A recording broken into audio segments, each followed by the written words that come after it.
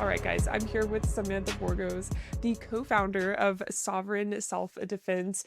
Samantha and I just had the most wonderful podcast chat ever. Sorry you guys don't get to hear it, but it definitely left me with a lot of self discovery and things to think about after this podcast that I'll probably be thinking about in my at least subconscious during this episode. Anybody that knows me is probably laughing right now because they know when they talk with, gonna have to start looking at yourself. Yeah, that's the kind of person that I told you this before we started recording. I tend to be that person in my people's lives that just helps them, think outside of the system we were kind of like raised to think in, and that, the bourgeoisie inflicted, self-concept. And I feel like this is the first time in a while I've talked to someone that's kind of brought me out of my own mind, and so this has been really enlightening, and I'm excited to bring that to you, the listener, today. So Samantha, I would love for you to introduce yourself, please.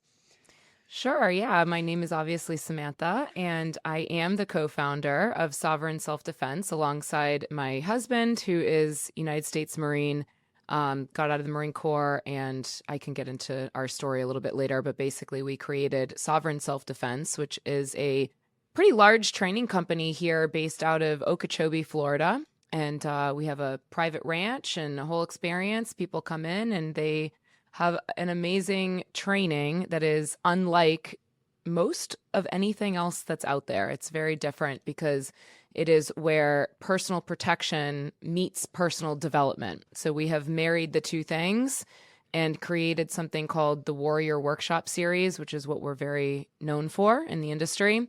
And that is the start of the conversation here. Beautiful. I'm so excited to talk about this, and it's not every day that you meet someone in the industry who puts just as much of an emphasis on the mental side of things. I know that word doesn't catch it all, but for the purpose of explaining it today, as they do on the kind of technical skill, the physical side. So I really appreciate that you value that and perpetuate that in your instruction and curriculum. So yeah, I'm super excited to hear more about that. I'd love to know how you and your husband met. I'd love to know how your dynamics kind of contribute to Sovereign. And do you shorten it, by the way, by just calling it Sovereign? Yeah. Or okay. Yeah. Gotcha. I don't want to like shorten it and then not give it the full weight, but yeah, how would you say your dynamics kind of play into your business? That's a very funny question. So, I swear if God took two people and said, these are like the most opposite individuals on planet Earth, and let's have an experiment and stick them in a house together and run a business and see what happens. That's me and my husband. Perfect. We are 10 years apart, which is fine, I would say. Maturity wise, I've always been around, adult, only child and stuff like that. So I've always been around adults. But so that never was anything crazy to me. But we are just so, opposites in every way. But somehow it works, We met actually in a personal development training called Self-Discovery Life Mastery that we were just chatting about.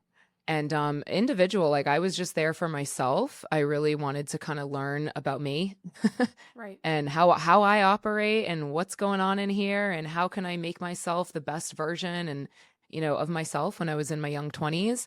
And my husband was on his own journey as well. And he was in his later 30s. And we got together in one of the workshops. And it was like, I can't even describe to you the moment. Was like we made eye contact. It sounds cheesy, but we made eye contact and we were like, there you are. I've been looking for you. And it was, yeah. And I heard three things about him.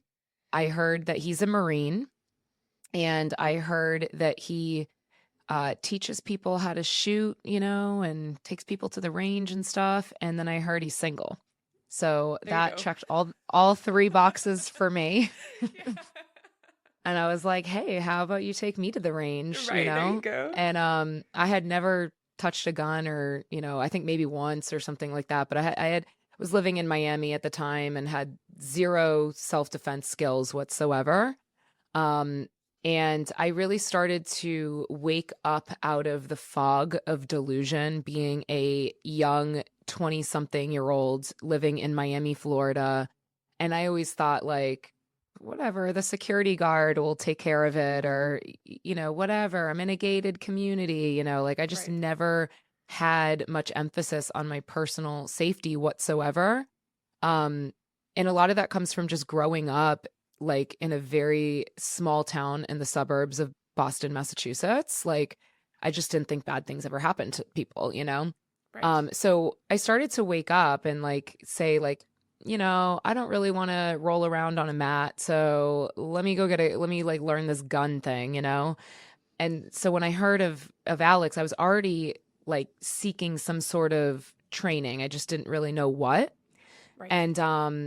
And so he said, "Oh yeah, I'll take you to the range." Nice. And That's awesome. and we just went to like the local indoor range, and we had such a great time that this is a true story. I moved in with him within 10 days of that first date. That's awesome. And he lived just north of Miami. I moved up there, and we Airbnb'd my apartment for a while, and we moved in Nice. together. Gosh. And Ugh, yeah, and such a good so idea. Sorry. Okay. yeah. Fantastic. We had we both had other businesses and jobs and stuff like that. So we weren't like in the current business that we were in, of course. But the irony is that we had no idea that, that was close to 15 years ago, I want to say at this point. And we had no idea that what we've created now was going to come out of that first date, and that it's Right. like all part of our story here. So that's essentially how we met. That's so beautiful and just inspiring. And yeah, listen, if you're listening and you're like, 10 days, I don't know, man. I've been there. And yes, I don't talk a lot about my relationship, or like even really just like my personal life over here, but I did have the eye thing, and like the just knowing that I'd never Hmm. felt before with my current partner. And I feel like he's my intellectual and spiritual equivalent as well. And like it really makes you question. Yeah. And so if you get it, you get it. If you know, you know. Yeah. Yes, I truly believe that. And so what an awesome journey. And the fact that you said your first date was on the gun range, The shooting range. so cool. I think that's incredible. Ours happened to be as well. I was the instructor Wow. and he was the student in this case, which feels really weird to say, but like we both kind of knew it was like, hey, what's up? Like, want to Right. go? It's kind of that you're like, I'd love to learn guns, but like also you're hot and like Yeah. But you're and like I shooting feel low this left, so connection. So yeah, no, that's really sweet. That's really sweet. And yeah, wow, you guys have built something incredible. So you said earlier when we talked, you all have 15 instructors now. Is it I 15? want to say like if I had to count like in total on the team, now that not all of them are necessarily in every single workshop per se. But I want to say, for us, the instructor development program that we have it's um the only thing I can say, I don't want to say this example because people on the internet will go crazy, but I'll just say it's kind Sure. of like being a disciple. Sure. Nah, it's okay. I um get it. in You the said like it's in a this metaphor. Everybody Right. calm down. So, yeah, exactly. Yeah, another example is kind of like being a drill instructor in the Marine Corps, where it's not that we're like yelling or something, but I just mean in the sense that you have the heart and the passion that you want to see people grow. And you have that desire that, one, I've gotten so much value out of it because all of our instructors, we don't just recruit from the local NRA or something, like Right. we're really like, hey, you got to start no matter who you are, who your experience is, we respect it, but you start as a student at level 1, go through the training, and then go into our instructor development because you just got to understand, one, the personal development side of things too, and how to actually lead people and be the example in front of the room. Beautiful. I love that. We Yeah. had a conversation just briefly about this, about how we both have had a dislike for the industry standards for instruction. And something I love that Craig Douglas of ShivWorks, you told me you're familiar with them, Hmm. says is that to call this an industry is to say we have standards, and we don't have any. So for you and your husband to develop standards and to guide people along, I think that's absolutely incredible. Um, so we talked about kind of the initial origin story, which I love, all the way to what you all have built it out to now. How did it start? What's the middle, if you don't mind? Yeah, that's a great question. And it's kind of funny because there's some learning lessons too in here. So, Absolutely. my husband he got out of the Marine Corps and he kind of tried to get away from like the whole war fighting business in general. And he has four daughters. I Wow. technically have four stepdaughters. They're older Wow. now, but Okay. at the time they were younger, and they were the younger ones were in school, and said, um, there was some things going on in, like, I want to say 2016 or something, when the election, just the first Trump election just started, and we were like, looking at the TV like, man, we need to do something to add, our piece to creating a world that we want to live in, right? And his youngest daughter said, well, what are you going to do about it, kind of thing. There's all these things that we don't like, whether it's things going on in schools or, you know, sitting there watching the news. And my husband said, woke up one day and he came to me and he said, I have an idea. It's called the Warrior Workshop. Now, at this point in his life and in my life, we were both working for money. We owned businesses. We were both entrepreneurs.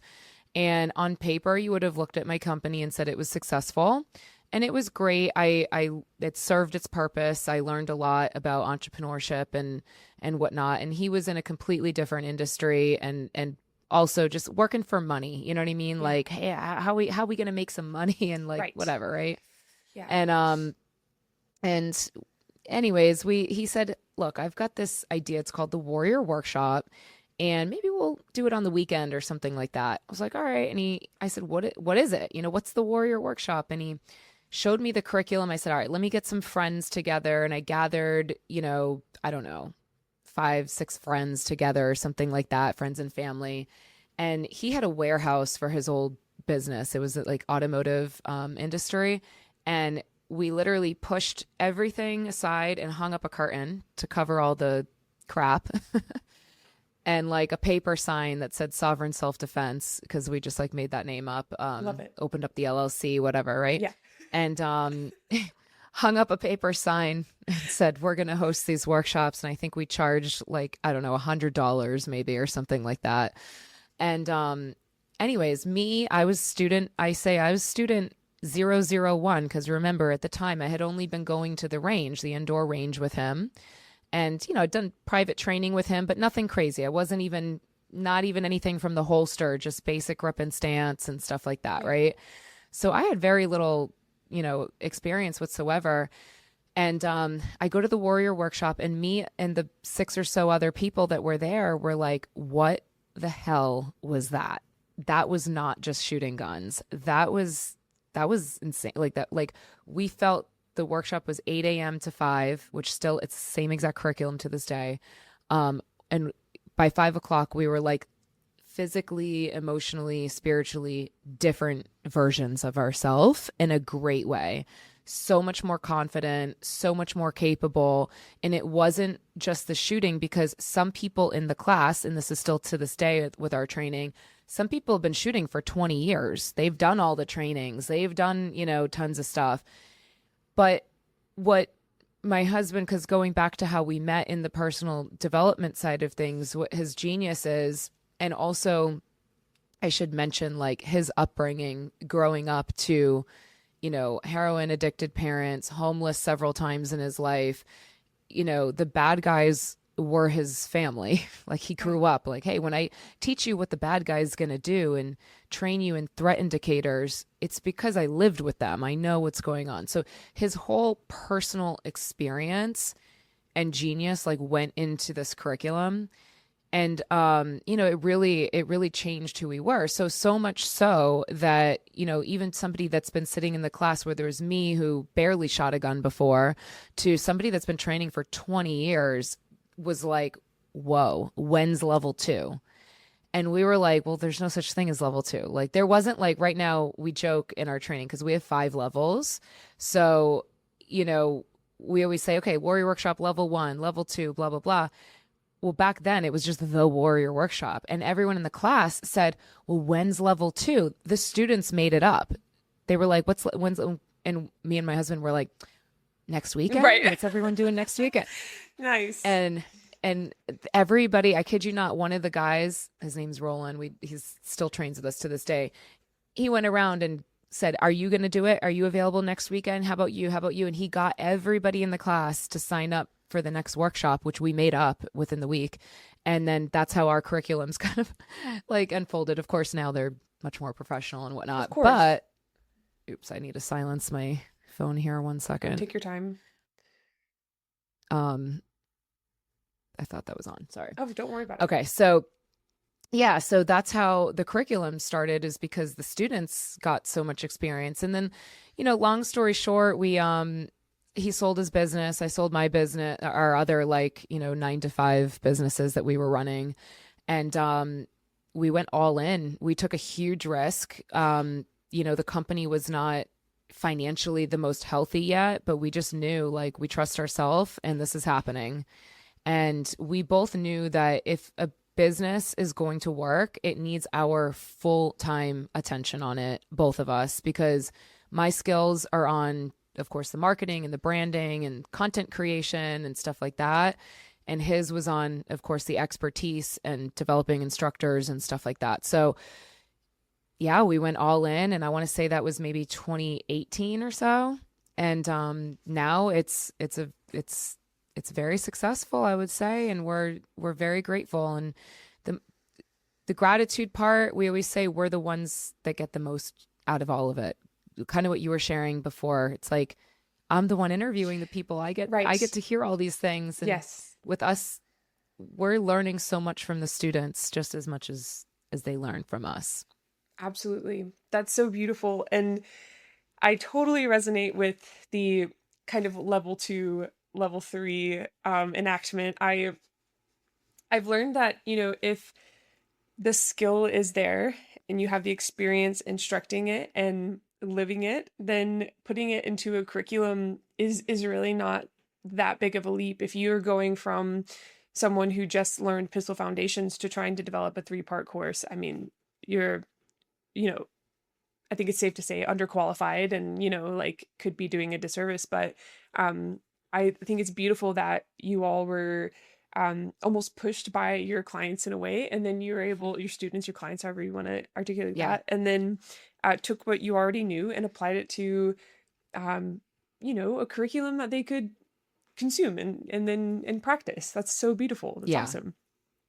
Yeah, I appreciate that. Absolutely. So 5 levels now. That's wonderful. And by the way, I'm excited to get into this whole topic of, I'm going to say in a very general sense so that you can take it away, but the psychology of self-defense. And that was kind of how we got in touch. I put up a questionnaire on She Shield and was like, who should I interview? And you were like, hey, me, which amazing, by the way. That is who I am. Like, I'm all about, like, the worst anyone could say is no. The worst they could do is not respond, like, my life goes on. Right. I love that you reached out and you were like, you should interview me. And I was like, hell yeah. I went to your profile. I was like, absolutely. And I'm really excited to dive into that. I think it's really wonderful that we have the opportunity to have the context of who you are and what you've built before then. So with that said, I'd love to know, because we're talking about levels, what's the difference between the 5 levels? If someone's wanting to go train with you, can they start at level 2 if their skills are, no, they have to start at level 1? Okay. No. Totally. Yep. That too. So yeah. So I will share that, and I'll give you a very, very high level of the series, because we'd be here all night, and I want to keep the listeners engaged here. Absolutely. So, I got you. But level 1, the biggest difference with us is that foundationally, we believe that it's not just the gun that you're relying on if you ever were in a worst case scenario. Now, the worst case scenarios I'm talking about is for civilian life. I'm not talking about where we're deploying to, Baghdad or Fallujah or something like that. That's not what our clients are training for, obviously. So that's not the tactics and skills that we're going to train, right?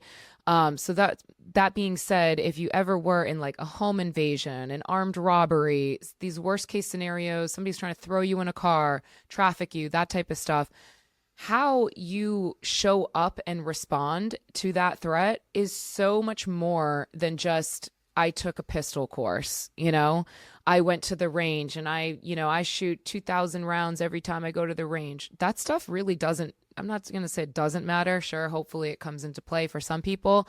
However, if you only have let's say you don't have a gun, but you got you, and you have the fortitude and the strength of character to be in that fight, when you are connected to your why you are going to win that fight. I got to get home to my kids. I got to get home to my husband, my partner. My life is valuable, and I am clear on that. You're connected to your why. You will figure out how, right? So our philosophy is we have to find your why.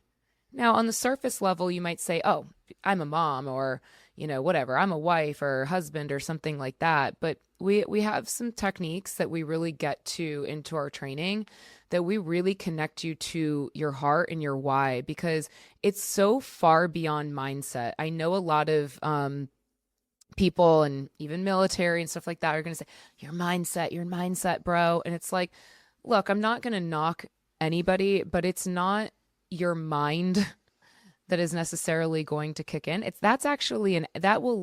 When you connect it to your why, which, not to sound cheesy, but like your heart, Right. when you're connected to like, look, yeah, like I am in this fight. You are like, if you and I are in a fight, you're in it with me. I'm not in it with you, Right. And you can flip into that. Your mindset's going to get on board with where your heart's at. It's not the other way around. If you start sitting there going, oh, I'm thinking my way through this fight, like that's not going to work, right? So, for us, that's why you have to start at level 1, because you've got to learn our system, and the personal development side of things is just as important as the personal protection and the tactics on the range. Okay. So level 1, at the end of level 1, we say you are a very confident and capable barricaded shooter. Okay. So, we're training for, of course, at each level has, where you're going to get to and what level of skill you're going to have by the end of the day, right? Or the end of the weekend or something like that. Okay. Level 1, you're a really good barricaded shooter. Something happens, you barricade, you and your family are barricaded, and you're on that gun and you're confident that you can take that shot. You're going to be combat effective, shots on target, and you're going to be combat effective. And you're going to be able to operate under a certain level of stress and duress also. You're going to know how to handle fight or flight. You're going to have techniques to handle that, and you're going to be able to get your ass in that fight, and you're going to barricade, okay? Are you running out and clearing rooms? No, not at the end of level 1 at least. Right. So that's where we get you to 1. Level 2 is a 2-day training, and just at a high level, by the end of 2, we're getting people to, now you're a really confident concealed carrier. I don't mean getting your concealed carry license, Right. which you don't even need in our state, in Florida. But, as we know, most people that train, that is just kind of paperwork, right? Right. So what I mean by at the end of 2 is you're a very confident concealed carrier. You can draw from the holster safely. You know how to draw. Our draw is very specific. People are starting to come around and we're seeing it more now. But the way that we've been teaching the draw for 10 years is probably different than a lot of other people. And now we're just starting to see, I saw a very well-known Navy SEAL come out the other day and say, we finally found the best way to draw. And it's the way that we've been training for 10 years. So that was kind of cool. Interesting. Okay. Yeah. So anyways, it's built for civilian life. Like I said, so we got to, we got clothes, all types of things that we got to be in consideration of. So, drawing from the holster. And we really break that down. A lot of people have watched YouTube and that's how they learned how to draw from the holster, right? Right. A lot of people have maybe learned like a really outdated way that, statistics show 75 reasons why you don't draw that way anymore, and some people just genuinely don't know. So they just listen to their instructor, right? Right. So you can always trust that this is the best, safest way with us. So by the end of 2, you are trained in, worst case scenarios for hand to hand. We do not train jujitsu or Krav Maga per se. My husband calls it a very particular art called gun fu. Okay, there you go. I like it. Train enough to get the hell out of there, Right. create space, Yeah. or get to your gun. Right. And that's it. That's what we train. So common scenarios like, I don't care how fast you are as a draw, how fast your draw is. If you end up in this situation, Right. You got a gun to your head or something like that, you got to get out of that first. Right. Right. So some hand-to-hand skills for, how to actually get to your gun. It's all blue gun type stuff. And then also, of course, on the range, the drawing from the holster, and then also the close quarters, which I think I've seen you do pretty similarly to how we train too. That, that's the reality of Right. self-defense. A lot of people go into the range and their arms are in full extension. It's like, Yes. well, that's not really going to help you out Yes. at the gas station. Ah, cool. You know? You get it. Nice. Right. Right. Yeah. So it's like maybe, but the reality is it's here. Right. So Yes. multiple positions for, close quarters scenarios. That's our level 2. And then 3, 4, and 5 is what we call high value asset training. So another Marine that my husband served with in the Marine Corps, and he stayed in, he retired Marine Corps, and then he was with State Department for 15 years. And, they got together and created the curriculums for 3, 4, and 5, which is our high value asset training. If you were to take a, diplomatic security, or you were to take embassy protection Marines or something like that, even some level of Secret Service, this is the type of training that relates the most to civilian life. Because as a civilian, we go out to dinner, we travel with our family, we're in and out of populated places. So, the skills that we need, would be more relative to a diplomat's lifestyle. Right. So, except we don't have government restrictions. So we don't have to worry about pronouns and all that crap. Right. So we can just get to, we got to fight. Right. So it's, how to travel better as a civilian, how to utilize the embassy, getting in and out of restraints. I mean, shooting, drills. We're on the range constantly, like in 3, 4, and 5, multiple day trainings. We're training at night. And ultimately we have vehicle dynamics, which is just a fancy way of shooting around cars, in cars. If somebody's trying to attack you in the vehicle, how to get out of the vehicle, all that. If there's a medical emergency and you need to take over that vehicle, how do you actually command the vehicle without crashing it, driving, all that kind of stuff. So, Yeah. we don't do driving course, defensive driving, but everything else that is required. And then we do the room clearing and whatnot. But it's for civilians. Like, hey, if I'm a mom and I got to get to my kid's room and asset recovery and grab my child and get her out of there or something like that. How do I do that by myself? I don't have 5 guys behind me. It's just me. Right. So the entries and the tactics that we train is very specific to, your average dad, your average mom or husband, wife, that type of stuff. So in a nutshell, that's where we get people to at the end of level 5 is they are as trained, personally too, because there's a lot of the development side in that. As like an embassy protection, I want to say Marine or like a Secret Service minus the driving courses and stuff. Right. That's so cool. I didn't even know that. I honestly haven't heard of a resource out there that offers things like this. And I feel like I hear about room clearing, particularly with like kind of like military classes applied to civilian, but it's still very like military like. It's not really put in the context of like, how does this apply to you as a civilian? And it's honestly kind of, if I'm just being transparent, it's turned me off to the idea of doing a class like that. Yeah. in a while. And I don't have children. I live alone. And I don't really have to think about that. I'm gonna post up in my room at a good vantage point for myself, which is right by my bedside table with my home defense firearm, and I'm just gonna take someone down the second they walk through. There's no like recovering a child, but there will come a time in my life when that will be the case, and it's nice to know that there are people like you two that have put the work into taking that type of specialty knowledge and applying it to that very niche. So Yeah, that's what we found was a lot of the CQB stuff that you see online and what's out there mhm. is, rifles, carbine, it's like Yeah, it's run and gun and yeah, let's, it's a very militaristic style and it's a lot of military guys teaching it, which is appropriate, sure, right? But for us and who we service to and cater to, it's like, look, it might just be you and your pistol. And right, look, if you don't have to get into that fight, we don't suggest it. right, I'm trained to, but if I don't have to, I don't have absolutely, small children either. I don't, I'm not going to do that, right? yeah, I'm going to barricade and I'm going to exactly same thing. But if I have to, if there's an active shooter, I'm in the mall, something like that, I'm trained where I'm helping civilians and I'm getting them the hell out of there, right, right?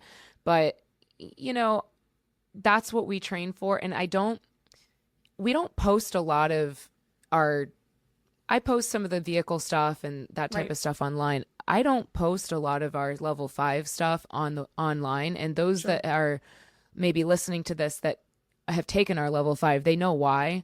And it's because it's there's some moments there that it's emotional for a lot of people. We make it very real. yeah, We have shoot no shoot. We make it very personalized. Our workshops are small, our instructor team is big. We do that very deliberately because there's a lot of one-on-one attention for you and your personal life and what matters to you.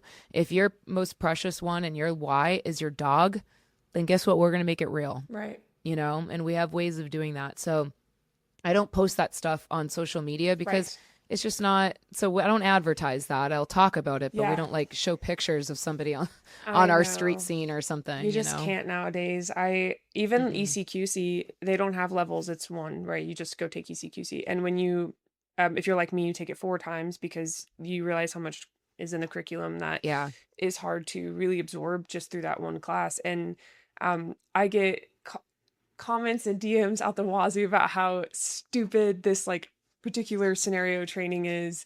And you just have to kind of be like, okay, they don't have the context. They're only responding to what they know.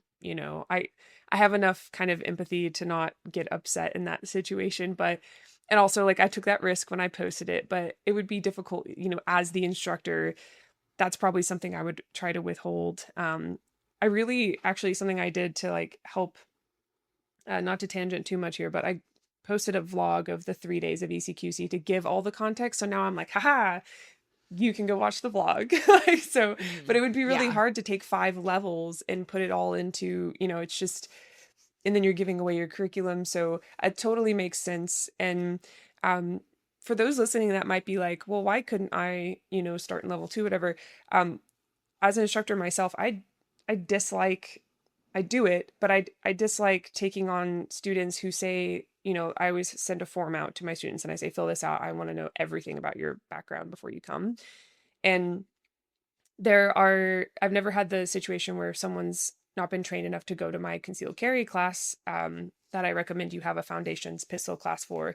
But I always have that stress of like, well, I don't know what they learned in their foundation pistol class. And I Yeah. can't, they could derail the entire curriculum if they think they're more experienced than they are. So I have a really thorough questionnaire that I make them fill out and then I basically approve them for the class. And that's kind of the why. Like, you don't want people coming in who have their concealed carry permit, have never trained, trying to jump into your level 2 class. So I really love that you all offer this scaled approach, and especially that you accompany that with the mental side. So yeah, if you're okay with it, I'd love to jump into that. I'm Yeah. selfishly wanting, there's that selfish part of the podcasting. Want to learn more about how you all implement um, preparedness of the self into this, skill acquisition, if you don't mind. So, yeah, absolutely. I would say that the best way that I can describe it is, have you ever heard of Maslow's hierarchy of needs? Yes, I studied it in college. It's been a while since I've read about it. Could Yeah, you refresh me?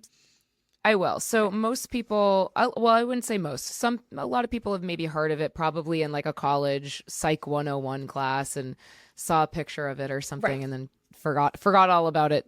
And here I am talking about it. Okay, So, perfect.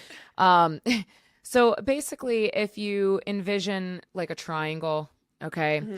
and it's a scale, and it's in Maslow, famous psychologist, basically developed a scale of the human, I want to say psyche, consciousness, and development of a human being, and how to get to like a self-actualized human being. So if we picture a triangle, and they're like the food pyramid almost, right? All the different pyramids. So at the very bottom is, and these are in order of importance of your development. At the very bottom of that triangle is food, water, sex, sleep, and that's like your basic needs of a human.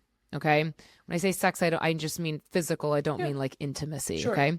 So like animalistic needs is the basis of that. Right. So then a tier up from that is your security of your home, of your employment, and of your body, of your physical body. And then if you keep going up, then you get to higher and higher parts of achievement of our psyche or consciousness. So like meaning if I don't have food to eat, I don't know where my food, and I'm dehydrated and I need water and I have no shelter, I am not thinking about that wonderful book that I read, or that Netflix show that I'm going to watch or something. I'm like, my attention and my body needs goes to, how the hell am I going to eat? Okay. Most of humanity understands this, right? At a subconscious level. But then you go up to that tier that says human security of body. Okay. So what that means is I feel confident and secure in my own physical body. I can defend myself. If my body is threatened, I know how to defend myself. I know how to protect myself. You can't skip a stage. So what most of humanity has done is they have pretended that they have security of body, and they went up to like, let me buy a big beautiful house, let me have a high career, let me have these high achievements in life, and they can successfully create those things. But the second that your psyche is threatened, excuse me, let me go back up. The second that your physical body is threatened, okay, you revert down to that lowest level on that chart. Does that make sense? Yes.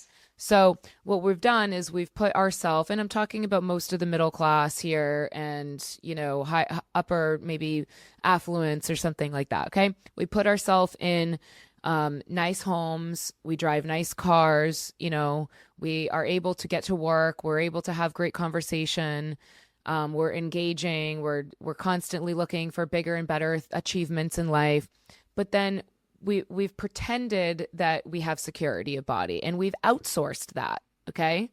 So I'm talking about humanity as a whole. We've outsourced it. We've outsourced it to the security guard. We've outsourced it to, the government. We've outsourced it to whatever, right? Our parents maybe, or our husband or whatever, right?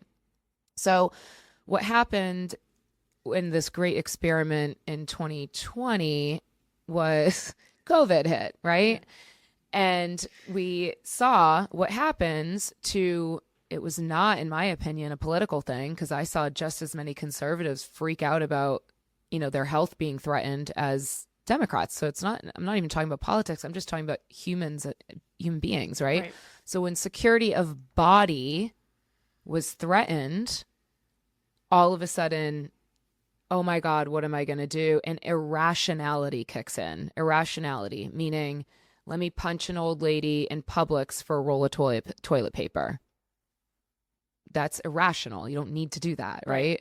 But so does this make sense? This is Yes. how, so where we think we're at is not actually where we're at. So the first thing that we say, we have something called the Sacred 7 core values in our training. Okay. And it's on the internet. We do podcasts about it. We do, there's documentaries on it and stuff that we've created. Books have been written about it. It's called the Sacred 7 core values, and it's all going to tie in here in a second. But the courage is number one. And again, these are in order.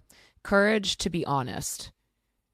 So courage is, it takes a lot of courage to do anything in life, to start a podcast, to start a business, to say, hey, I'm going to drop out of med school. I'm going to get in the gun business. Right. It takes a hell of a lot of courage to go sign up for a firearms training class when you've never shot a gun before and you have no idea who these people are. And you're just like, screw it. I'm going to sign up because I know that's the right thing I need to do. It takes courage. Now, applying that to self, the courage to be honest. So honesty is the second value. And again, this is all tying into the development of human beings, the courage to be honest. So to be honest and say, look, I don't have security of my body. Maybe I took a bunch of gun classes, but I don't really feel physically secure. Maybe what happens if I don't have my gun on me? Maybe that's when I feel insecure, but to have that threat to the physical body and just be honest that is where I'm at right now, Right. And that shows up in so many different forms with people. That could be that, a home invasion could freak you out, or it could just be somebody yelling at you. People have all different types of reasons, and it doesn't really matter. But when you feel that threat, the courage to be honest of like, all right, this is where I'm really at. Right. And that's what leads to integrity. So that's the next value. So the courage to be honest, it leads to that level of integrity within self. Once I have that integrity, which in my world just means like being whole, like I feel a sense of wholeness. I'm courage to be honest. I can feel okay and one with where I'm at. Okay. And then that leads to commitment, which once you are courageously honest and you're living in integrity within yourself, then it's going to require commitment 100%. There's going to be people that test you that say, you don't need to go do all that, or there's going to be the own little voice in your head from all those old habits going, you don't need to go to the gym, or you don't need a dry fire or whatever, just in any area of life. Right. Yeah. So it's going to require a lot of commitment for you to say, be quiet, and Yes. direct yourself to that. Right.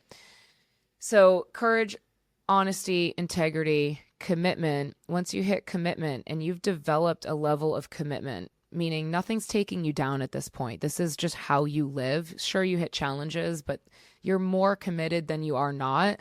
Then it is your duty to honor love. Okay. So duty, honor, and love are our next ones. And it just becomes your duty to live this way. Honors bestowed upon you. And ultimately love is self-love, but then love for others. And that's kind of what we're talking about with being instructors and stuff. It's like, I just want this for somebody else. Right. I just want somebody else to feel the level of security and confidence within themselves that they don't even know they're missing yet. Absolutely. So I know it's a bit long-winded, but Nope. tying it into Beautiful. I like it. Nope. tying it into Maslow, it's like, okay, just being honest with this is where we're at as a human race for the most part, unless you've really gone through the level of training. And that's the only way to get there is through experience. You Right. can't think your way through security of body. Right. You can't. You've got to either do that jujitsu class. You've got to get to the range. You've got to go through the trials. You've got to put your body through the physical actions to actually build the experience. Otherwise, it's just bravado. Yes. Otherwise, it's the guy at the gym being like, "Hey, bro," and I'm like, "These guys are soft as hell," Right. Like they may have big muscles, but I'm like, I'm way more capable than half those gym bros, Right. But the smallest guy that can get to the range and he shocks you, he's the one Right. that takes out the shooter. It's like, I'd rather take that guy in a fight. Right. Absolutely. I really love this, by the way. Hmm. Oh gosh, there's so many places I want to go from here, which is so exciting. Um, when it comes to knowing where you're at, we talked about this a bit more personally before the episode. I told you kind of my real motivations into getting into self-defense. And at a young age, I was presented with the question of like, what am I going to do about it? I've been put in a situation where I felt powerless. I was exposed to that level of lack of power and Hmm. capability to protect myself. And then I kind of had to ask myself what I was going to do about it. And granted, sure, one could say you weren't, you were young, you shouldn't have had to answer that question. But ultimately, I did out of survival. And it shocks me nowadays how people, and of course, I'm always looking at women majoritively, even though it applies to both, um, walk around with no hand-to-hand experience, no grappling experience, no tools, no knowledge of how to use tools, and ultimately just a lack of awareness for how quickly things could go wrong for them. Even though we have these crazy statistics of like 1 in 3 for sexual assault in women and like all of these very clear objective numbers to show us that like we are actually very likely to experience such a situation. But there's this sense of like ignorance is bliss, and I am not here to shame anyone. And to apply this to myself, I am one lazy mofo when it comes to jujitsu. My I think like I remember you were talking about like being honest with yourself, and I remember thinking I should probably text my jujitsu gym owner to let him know I haven't quit, that I've just been focusing on shotgun world shoot. But I hit these moments where I'm kind of, I'm either journaling, I'm self-reflecting, I'm talking to someone like you, where I am hit with this reality of like, oof, what, where are my gaps? What am I Mm. um not pursuing and deepening? And mine is grappling, mine is hand to hand. And it's moments like that where I want to be like, but I'm busy, and like I just kind of want to shunt it to the side. When really I need to take a look at it and kind of freshen up on that, especially because I preach it. And anyway, I love that we're getting into thought-provoking topics. Like hopefully the listener, can follow along, and there's no shame intended here, just to kind of like help bring up questions. Yeah. Yeah. I mean, I was sharing with you very similar, terrified of hand to hand, Yeah, before I started training. It's not my favorite thing. I'm not going to totally fair. pretend it is. Yeah, I've never been formally like, I did do a more formal Krav Maga class, but I didn't sure. stick to it for a very long time. Yeah, I'm well trained in gun fu. yeah, My husband's, I like it. I can retain my weapon. I can get out of certain situations, and I do ultimately trust myself to be able to defend myself to a certain level for sure. I love that. However, and I did some boxing or whatever here and there, but Nice. very, very, I wouldn't by any means say like to the level of some of the people that really take hand to hand training serious. Sure. But I can say to this, and this is with the guns and any level of self defense for women, just from my own experience, going from, 23 years old or something like that, never had any of this experience, didn't think bad things happen, to, 15 years I've been in this business. And when I say in the business, I mean I'm a student. Like I am a student still every single day. Sure, there I'm not, I same thing. I'm so busy instructing that half the time I'm like, damn, I need to shoot. Totally So get that. Yeah.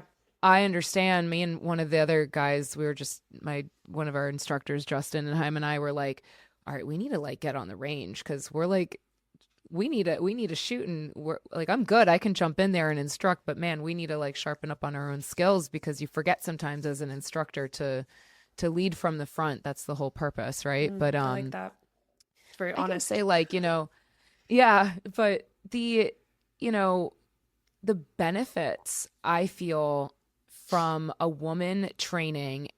I mean, you could hate guns. If you're listening, I don't think you probably have many people that don't like guns listening to your podcast. But if somebody's listening and they're a bit timid or afraid, or like, oh man, I look at those girls online and they're so confident with the gun and I could never be like that or something. I want, my whole reason I even post on Instagram is to show those women that yes, you can. Mm-hmm. Because I used to believe that. I used to think like, oh, I wonder what it would feel like to have that confidence that you could just like, defend yourself or something. And I did feel that there was a sense missing. I just didn't realize how big of a deal that was until I gained it. Once I gained that level of security of my body, like you can like I'm in the fight. Like I might not have every single technique and skill down, but I'm in the fight. I know how to fight and I'm in it and I'm going to win. I fight to win. I don't just fight to hang out. Like I'm fighting to win.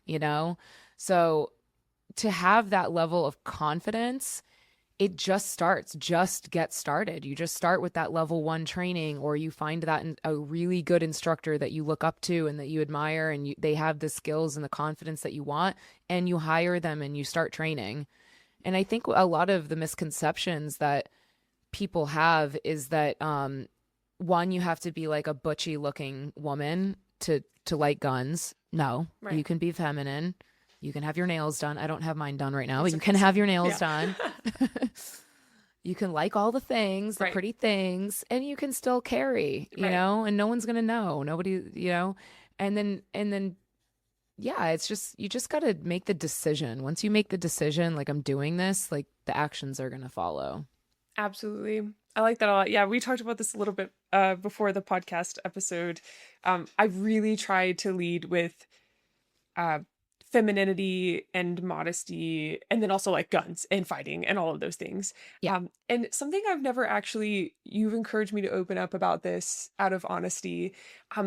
I don't love hand to hand. Like the thing I like about it is the community, feeling confidence through skill, but going to a class where you're going to get thrown to the ground, someone's going to put their knee on your belly. There's literally something called knee on belly in jiu-jitsu. I'm sure you know about it. And or hit in the face. I've had my nose broken 5 times just from being taking something to the face, whether that be a knee, an elbow, a fist. That part isn't fun. There's nothing really fun about that. And quite frankly, since we're just being honest here, if I'm on my period, I will literally get in the car after Yeah. class and start crying. I hate it so Yeah. much. Like my boyfriend has to like rub my back and be like, it's okay. Like maybe we take tomorrow off. And I'm like, no, I got this. But there's really nothing, I can't explain it. Learning the techniques is fun. Drilling with another woman who's there to train themselves, or a guy who's really interested in being a good partner for you to help you grow and give you the right amount of resistance, right, for that particular drill, because there's a spectrum of resistance you should be giving your partner. That part is fun, but there are so many parts of it that like I don't really even think I've talked about. Like going to a class and being the only woman and getting like thrown around by dudes, like yeah, it's emotionally heavy. It takes Sounds kind of fun. dude, right? On one aspect. One aspect, right? And both get to happen, both get to be true. And I'm not saying that to discourage anyone from listening, but I actually hope that it validates that part of maybe the listener who's hesitant to say, yeah, the part about getting hurt and having again someone put their knee into your solar plexus and like plexus and going through that. Not every part is rainbows and butterflies, and if anyone says that it is, then great for them, potentially masochistic, you moving on, but Yeah. I really like this idea that you're presenting yourself, you're putting yourself out there, because we both talked about how like, the dream would be to just delete all social media. But to be this voice and example that inspires others to join. Anyway, I don't know. I just went on that tangent. I don't think I've talked about that, but it's something that I've been No, thinking it's about. it's such a great point because I don't talk about hand to hand a lot too, because, I would much rather put on like a super cute, like Born Primitive, like tactical pants and like Yeah, they make your butt look good and I they can put on really a do. matching shirt and, you know, and I can like go look cute on the range. I got my holster and blah, blah, blah. And like, I love shooting and I'm good at it. So I take to it, and Right. I'm like, I love the movement and like, I'm so self-critical about it. Like, I'll be like, oh, damn it, I didn't do this. But it's like I hate referring to shooting as a sport because Sure. we are not competition shooters. Our Sure. training, I respect it as a sport for competition, but we're not training for sport. We're training for like violence per se, Right. I think that's a great and our distinction. yeah. So there is a distinction there, but I love it as like a personal, like I look at the target and I'm like I can see my whole life right in that target, Yeah, so. absolutely. But with the hand to hand, like I don't like it, but one thing I've had to learn, especially in all aspects of self-defense training, but especially for me around the hand to hand, is emotional resilience. And yes, like I have not broken my nose, God forbid, because I just haven't gotten that far into hand to hand with that. Sure. So, um, but it is a fear of mine getting hit in the face or getting I hate getting hit. I hate it. Like it doesn't even hurt and I will cry. And I hate that. I'm like, why am I crying right now, Right. But my I husband, get it. who's my instructor also, Right. my husband will say, how many fights I've been crying and I've had to fight anyways, like tears are running down me and I gotta do it Oh anyways, man, yeah, I like, bet. and combat and stuff like that. So it's like you just got to do it. Like you just like, and so there's also this delusion too. And I've had to learn this as a civilian being married to a Marine. And, I just tell people I'm just in personal training all the time with him, private training. And, there's this aspect of like, oh, if I get in a fight, if I do everything right, I won't get hit. Well, not necessarily. Right. Or, like I'm not gonna feel fear. The first thing that we say in our level one, the first 5 minutes you walk in the door and everyone's like, oh, I just signed up for this Right. Here class. we And they're at go. we have a beautiful 200-acre ranch. We host all our Oh my trainings. That's all gosh. private. So there's horses Congratulations. and we've got, yeah, multiple families that live on the property and everything. And there's no other training. It's just us. We don't let anybody else like rent the range or anything like that. So they pull in, they're like, oh my God, this place is beautiful. We're like, okay, sit down. Okay, great. What's your biggest fear around Sorry. firearms, Sorry. power, and aggression? Right. And I will Sorry. tell you, no, it's true, right? It's Okay. like, oh, here's your, they want to talk. And we're like, great. Yeah. What's your biggest fear Right. around power, aggression, firearms? And every single time there's somebody, every training that says, I don't have any fear. And that is, a training scar, Sure. right? Yeah. Because most people, we've conditioned ourselves that fear is bad. And if I admit that I have fear, then I'm weak or something. And Mm. and most of this is men. It's not, and I'm by all means, I am not a feminist, okay, Sure. Yeah. at all. Right. But most women are a bit more fearful around firearms. So they're a Yeah. lot more willing and aggression and violence and stuff. So I've found that the women are a lot more coachable, willing to learn. They're like, this is my fear. I've got this fear, and this fear, Right. They're past Whereas a the lot of the identification step. yeah, yeah, Yeah. yeah. Whereas men are, and it's just society and whatnot. Men are just, conditioned that they're tough. They're the leaders, and we love that about men, right? But for the purpose of training, we're like, hey, what's your fear? And if it's like, oh, I don't have any fear, well, then saying you don't have fear is like saying you don't have like a lung or like a heart or something, because we've just been conditioned that fear is bad, that fear is like you're not supposed to have fear or something, and if you do, you're weak. And what our training does, and this is why, again, why people just take level one, is because even in level one, you're going to learn that fear is your best friend and you're going to learn how to use it. It's your radar system. Like if you feel fear, that's your radar system saying, move, get the hell out of there. Something's bad. Right. And we've masked this, and like we're paying more attention to our phone and our DMs than what we feel in the physical body. The body will tell you what's going on, So just to the point of like why we say that, shock and awe, like, all right, what's your fear? And if it's because we need to get to the reality that this is about aggression and intensity and violence. And you're gonna feel fear. And the only antidote to fear is to build courage. You can't get rid of the fear. God gave you fear. You can't get rid of it. Yeah. If you don't feel fear, then you're like a serial killer, Yeah. Right. Literally. Right. Like seriously, like if you don't feel that level of like something's off here or something, like you're literally, Yeah. mentally off. Sociopathy. So Absolutely. Yes. Yeah. So fear, the fact that you feel fear, this is good. Right. Now we need to just utilize it and build courage. Like I feel fear and I do it anyways. Ooh, which I don't know if you're a Brene Brown lover, but have you heard of Brene Brown? I don't think so. Oh my goodness, what? You don't know about Brene? Okay, sorry. I'm so surprised just because you're and that's not to diminish your knowledge or anything. No. I'm just like, whoa, girl.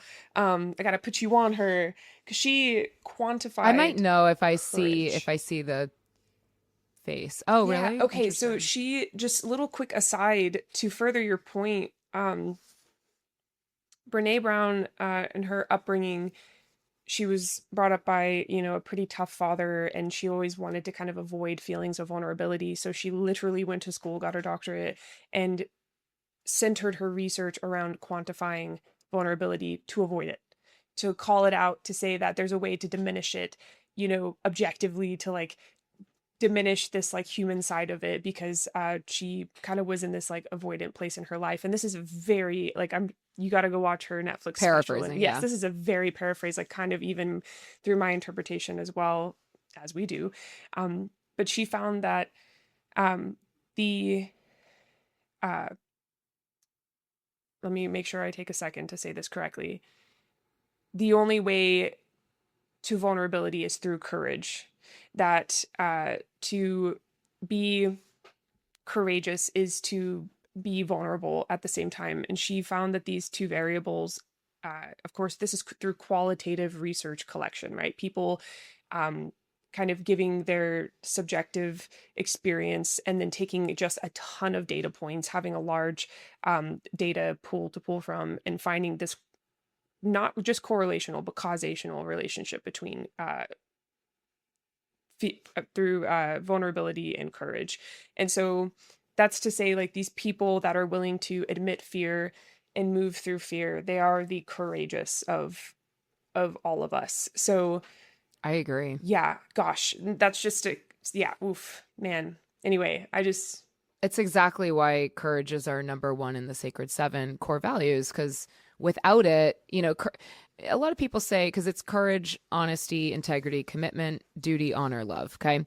A lot of people say, well, why don't you just put love first?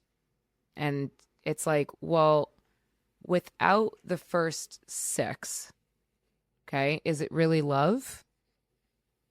We've all known somebody that says, I love you, but they didn't embody or act out. They weren't being courageous. They weren't being self-honest. They weren't in integrity with themselves. They had very little commitment to anything that's good.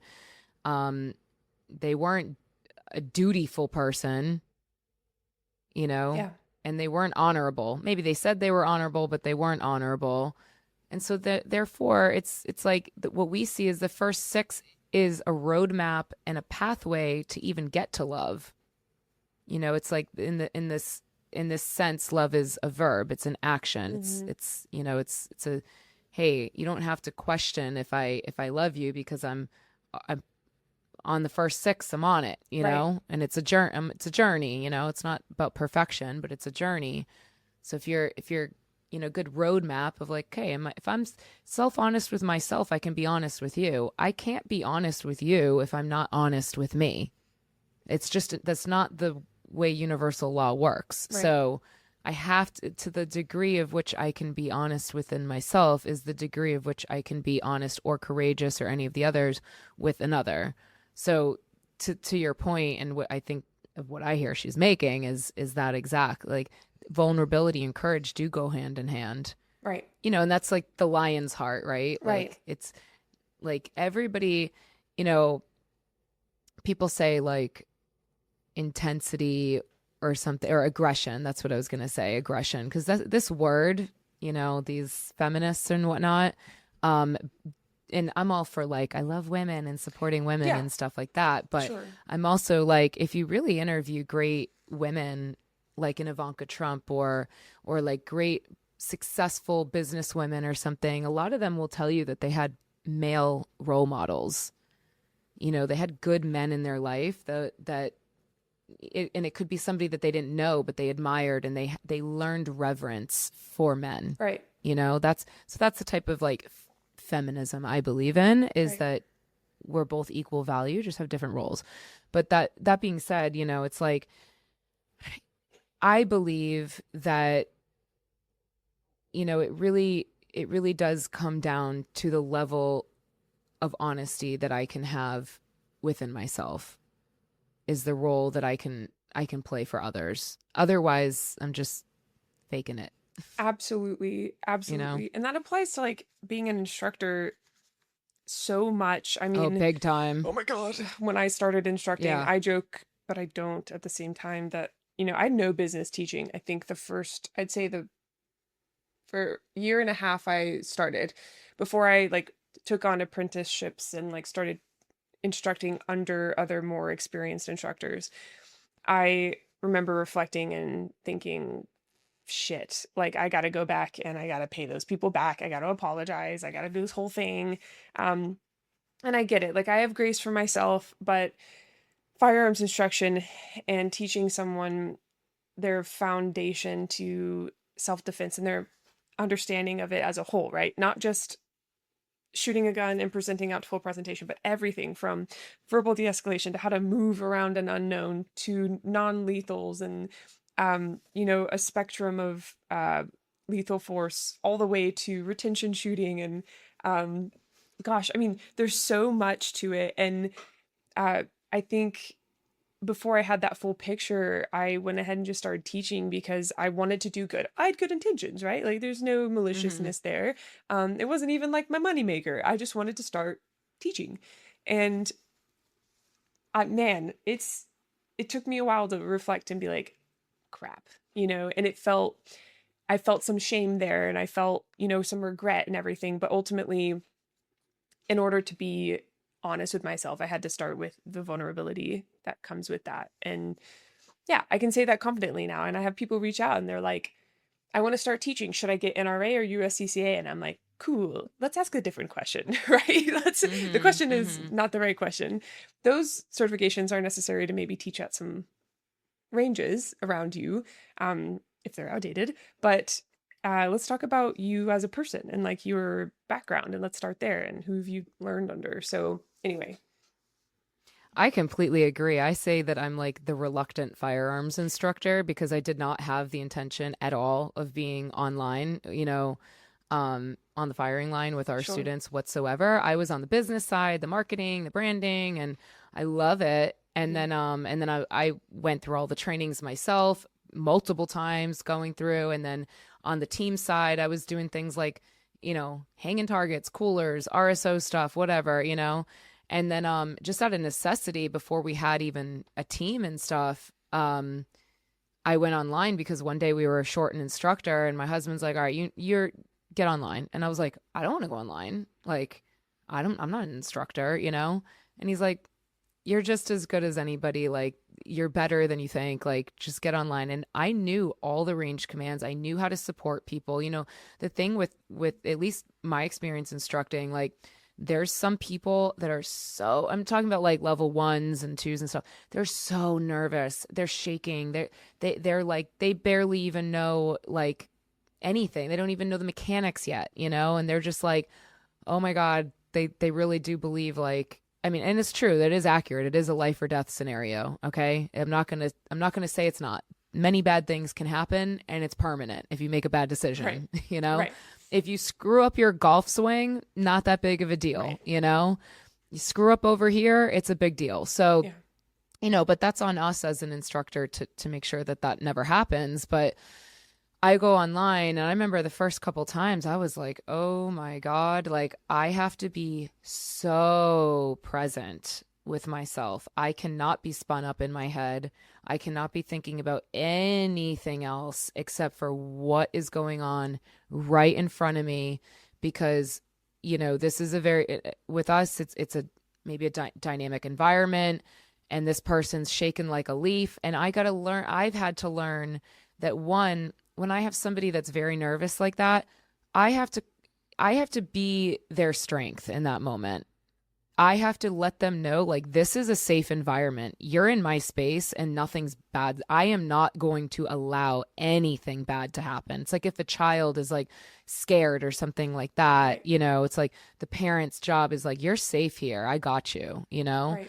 And it's like, that's kind of how I feel. So I go very hands-on with them. Like, all right, we're really hands-on with that grip. And I make sure we take that first shot. And then, for us, we're back to workspace and, okay, let's calm all the nerves down. Okay, we're just going to keep doing that. And I have to make sure I'm calm, I'm confident, and I believe in my own capability as an instructor. And then some people, they think they got it. Right. They're just like, I got this. And it's like, whoa, dude, you need to slow the fuck Right. down, Yeah.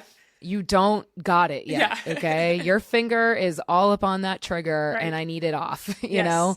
So it's like some people, they just want to like impress you, or maybe they just watch too many movies and they Right. think it's all about speed. And so then I've learned that I have to be like, okay, calm myself down. I gotta be like very commanding with that individual. Right. Like, like, hey, like a dog, like I'm training, I got a Belgian Malinois or something. And it's like, Right. no, so I've had to learn a lot about myself in these scenarios Yeah. of how to become a good instructor. And, I never would have thought now I'm training the team. Right. So I'm not online much. I dabble here and there when I need to. If we're short or somebody. But the thing is I can jump in. It's so cool because I went through years of instructing Yeah. that now I can do any position. I can pretty much do any of them. So now I'm able to train the guys that, that we have. And I think we have one female online, but the rest of them are all guys. But yeah, now I'm able to actually train the team, which is kind of ironic. I never thought I'd be doing that. That's wonderful. That's super exciting. Yeah, it's Not in hand to hand though. Don't ask me to train in Sure. hand to hand. Right. No, that's okay. And that's that honesty. You know what I mean? Even as much as I've trained hand to hand my entire life, like teaching it is very different. There's a lot of nuance to it, like if X does this, Yeah. what do I do here? And like if you can't answer that question, it's always okay to say, like I need to consult the people. But Yeah. there's a lot of opportunity for just there's a lot of nuance, Yeah. and I think it's great to just have resources that you can then give people and assign them to the proper person for that. There's nothing wrong with that. Um, Yeah. yeah. And it's so funny because one thing that people don't realize, I feel like newer shooters Mhm. maybe, is that 80% of your training is dry fire. Yeah. Like that's what I tell people. Yeah. I'm like, to get really good, you need to just be dry firing. Yes. You don't even need to throw 10,000 rounds downrange this week. I'm like, Right. that doesn't matter. Right. That really doesn't matter. If you practice and you just go through 30 rounds of really good reps, that is way better than you just blew through like 2,000, 5,000 rounds and you have zero groupings or Right. something, Yes. and like movement, like how to move around vehicles, while you're drawing your weapon, even just your draw, like different, aspects of that.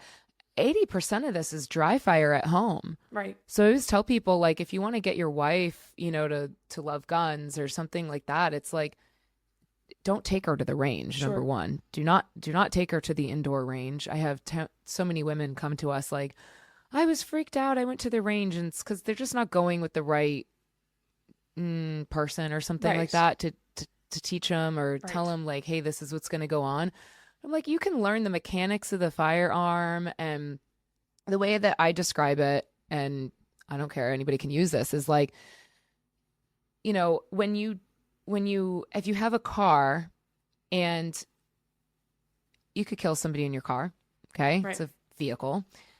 And you're flying down the highway at 100 miles an hour and it starts pouring out and you have no idea where the windshield wipers are, then you're pretty screwed. Like, you're like, Right. oh my God, what do I do? But if you know where the windshield wipers are, you know where the gas is, you know where the brake is, you know how to get off the road, get off the exit, whatever, you drive your car, you do it every day. Right. It's the same thing with the gun. The gun is pretty simple. There's not very much, magazine really, you don't need to know Yeah. every little spring in the beginning and Right. all that kind of Yeah. stuff, you know? Right. You need to know what's safe, what's safe. If you know how to like unload, show clear, you know how to clear that weapon, check the chamber, you know how to do all that kind of stuff and maneuver around it. It's not that scary, I agree. you know? Yes. Yes. I've So broken it down for my sisters and mom a little bit with the trigger, especially. I'm like, this thing doesn't go off unless you pull this trigger, right? It doesn't yeah, operate if you keep your finger off of the trigger. Like, it's actually, start with that idea and then we'll work around right. the grip, like it's pretty Right. simple. But when Yeah. you don't know that and you're like, I was shaking so bad the first time I ever shot. Oh yeah. I wore gloves because I was like, is it gonna hit me? Like, does this Mm-hmm. does the Oh slide yeah. hit me? And now I'm like, I'm sprinting and shooting at the same time, just Right. trying to get my gun up on target as fast as possible, and I'm not even thinking about it. So, you know, Yep. yeah, it's a Yeah, path. I know. It is. And that's the point here is like for people to just get started because the benefit aside, look, some people they train and they don't ever think, oh, I'll never carry a gun or something. Like, I mean, in our training, there's a lot of people that come in and they'll say, like, I don't have any plans of being a concealed carrier. Like, okay, I never did either. And here I am open carrying. So it's Sure. like, okay, you don't know that because as you train, your capability increases. And once your capability increases, then you feel more confident and then your responsibility increases. And now all of a sudden you carry everywhere. Right. And, I just feel like the benefits for people when going back to that Maslow's hierarchy of needs, when you have that security of body, like, I don't like emotional resilience. Like, I have the like fortitude and the character to just like handle a lot of areas of life outside of the range that I never would have handled if I didn't have the resilience. I didn't have core values. I know what it's like to be in. I've never been in combat per se, but like, I'm around like decision making is important. It's life or death. When we have our higher level trainings and there's 20 people, 10, instructors, there's so many logistics, there's splitting ranges, there's street scenes, there's very dynamic environment. I mean, one little thing goes wrong and it's all over, Right. So like everybody's got to be aligned on board, working and operating as a team. So it's like, because of that, I'm able to handle so many other areas of my life that Right. I feel like there's so many benefits and translations off of the range. And that's why I Yes. want women to shoot, to Yes. train. Absolutely. Yeah. I'm very much with you. Yeah. Yeah. And I'm seeing more and more this transition, and I think it's because I'm exposed to this side of it. It's a little bit of a heuristic through availability. Uh, a lot of women going from this realization or this belief that their husband is their protector to this realization that they're not with them in transitional spaces throughout their workday, at the gym, and all these other times. And so I think it's kind of this realization of like responsibility in that area, and then they see all of the benefits down the road. But it's nice to like expose them to what good can come from it besides just like empowerment and capability. So there's nothing a husband wants more than a capable wife Absolutely. Yeah.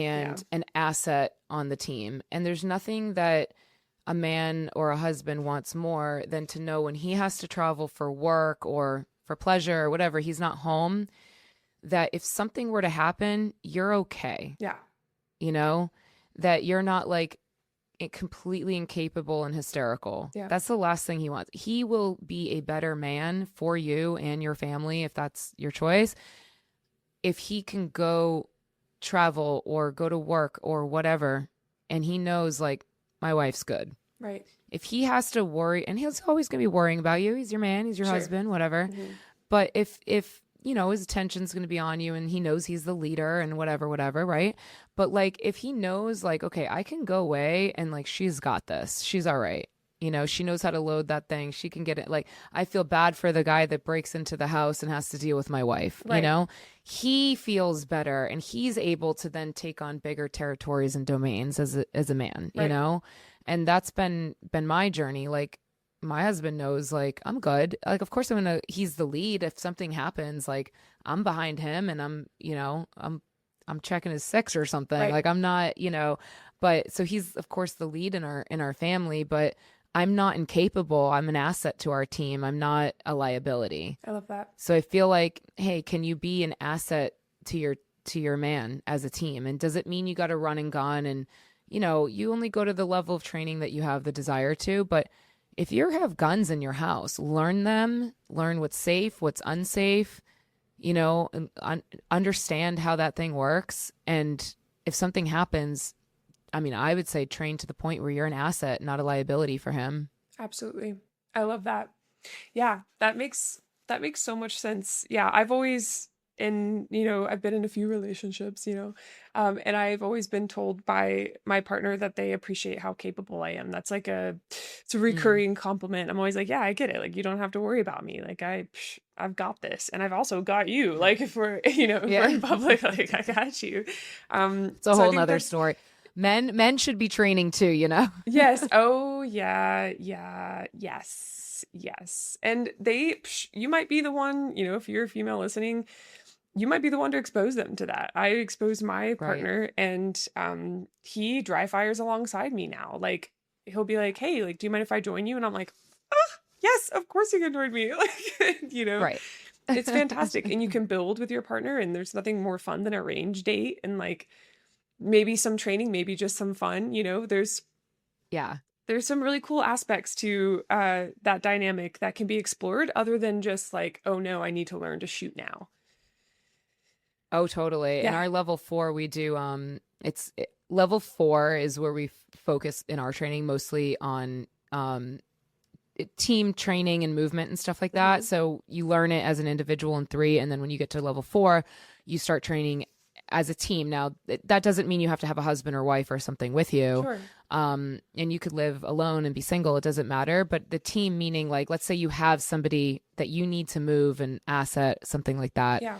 A child, a dog, it doesn't matter.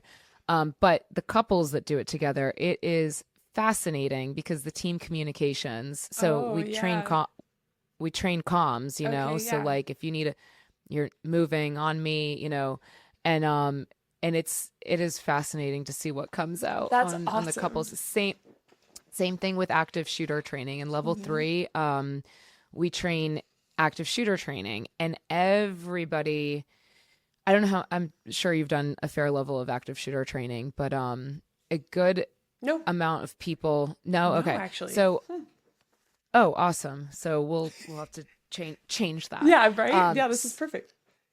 So a lot of people, they watch a video, maybe they took, at their HR company put out Run, Hide, Fight, or a video, and or they did like a local active shooter training or something like that. Okay.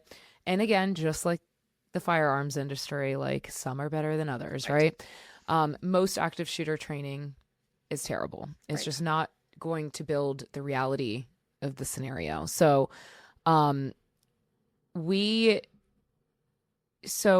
with active shooter training in schools specifically, it is, and this is mostly generally speaking about public schools. Okay. And I'm primarily speaking in Florida, although I'm 99% sure that this is probably nationwide. But the active shooter training curriculums, do you have a guess as to who dictates those curriculums? Is it the school board? No. So everybody thinks the school board. Okay. But it's actually the insurance companies. Great. So, yes. Yeah. So Perfect. nobody actually cares if your curriculum they don't want you to train fight. They don't want you to go get in that fight. They don't train that, okay? They say run, hide, fight, but they don't actually emphasize or train on the fight because the insurance companies just all cover your ass, okay?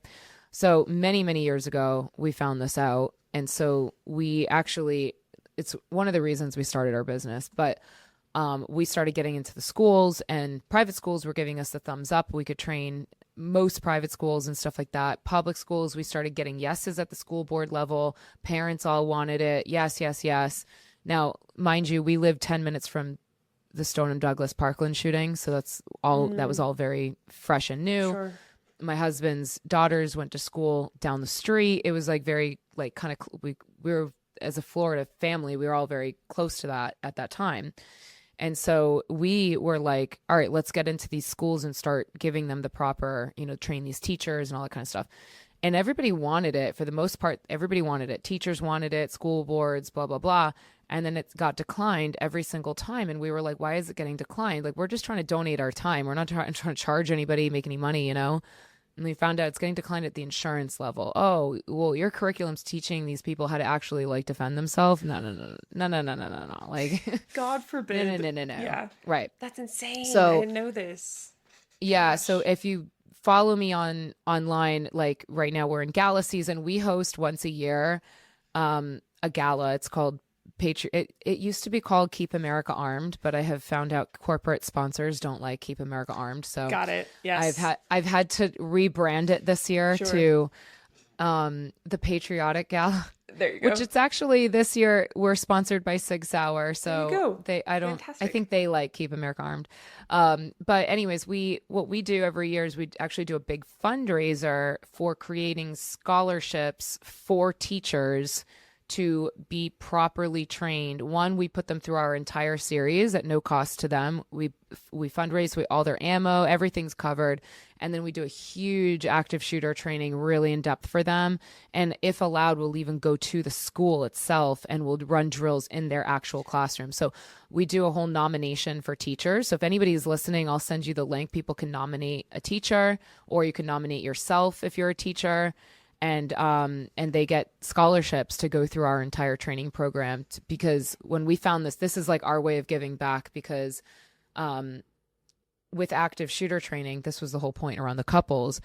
Everybody, especially couples, like, oh, we're married, so we're going to be together and we're going to run that way, and literally every single time. And I could tell you this and I could say it all day until you actually train it, you won't get it. You'll be on two sides of the room every single time. And irrationality checks in. Yeah. Logical brain checks out. Irrational fight or flight checks in. You'll be like hiding under like, I don't know, a blanket, something really ridiculous. Where right now we're nice and comfortable. We're not in a threatening environment. So we can say, well, that's so stupid. I wouldn't do that. But the reality is until you've trained it, that little animal part of us goes, like fight or flight, right. And we do silly things. So you see these videos. One was going around recently. There was a shooter in a mall and a bunch of people were all stacked up behind a clothing rack, like behind clothes. So a shooter's going to come in. You're going to get hit. Like it's clothes. That's not protection. It's not cover by any means. Right. But that's what we do. It's just like that part checks out. So we have to, one, create a real environment. So obviously we can't shoot people. We're not doing that. But we have to create a high intense training where we're in we're in the unknown, and then we have to elevate very quickly. And then we have to train what's in there. We got to see what's in there first. What you think you're going to do and what you're going to actually do are two different things. So we got to see what's in there, and then we got to train the right repetitions. So the way that we train active shooter training in our level 3 is definitely, we got to train leaders, not just like, run and hide is great. Run, hide, ideally get the hell out of there, hide, weapons of opportunity, all that. But if you have to, you got to train to fight, and you might not have a gun on you. Right. And so we go through that in depth in the training. But it's fantastic. Yeah, with schools, this is where teachers, we believe harden the target. A lot of people, parents and stuff, they want to put metal detectors. Oh, it's metal detectors and blah, blah, blah. I'm not against it. I'm just saying that's not a solution. That's not going Right. to, if somebody wants to get a gun through that metal detector, they will do it. People Right. do it all the time. Right. And who's checking the metal detectors? Some guy getting $18 an hour? Oh, but he was a Navy SEAL. Yeah, what, in 1978? I'm Right. sorry. Like, Yeah. it's just right now he's getting 18 bucks an hour. Maybe he's a good guy. I'm not saying there's not heroes and stuff like that Sure. and good Samaritans. But on average, that's not, we've outsourced our security again. Yes. So how can we harden the target, create very capable teachers, Absolutely. you know? I love that. And the teachers want it. I mean, a lot of people give us, not a lot of people, but certain people will give us shit online about, oh, they're supposed to be educators. They don't want to now have to be security guards or something. I'm like, no, the teachers want it. Also, They want it. I feel like that's such a fallacy of like, yeah, then the same applies to being a civilian. We all just want to be living our Right. lives. Like, should we Totally. have to be these also protectors?